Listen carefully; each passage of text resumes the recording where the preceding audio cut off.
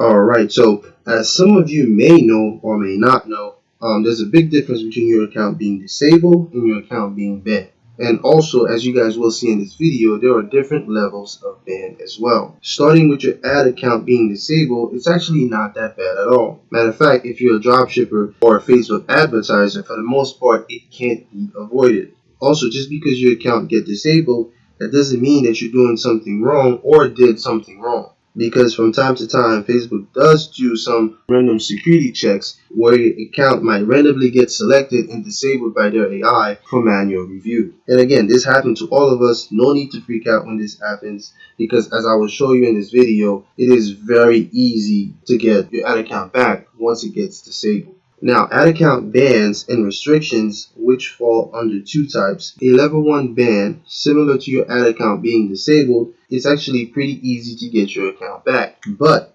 compared to your ad account being disabled, an ad account level bans and restrictions is something that you definitely want to stay away from, because once it starts, it just gets worse and worse from there. And also, once you get banned or restricted, you have to be really careful with everything you do beyond that point. And now an ad account level 2 ban or restriction is something that you really need to avoid at all costs, because it's really hard to fix. And matter of fact, so far I've not seen a solution yet.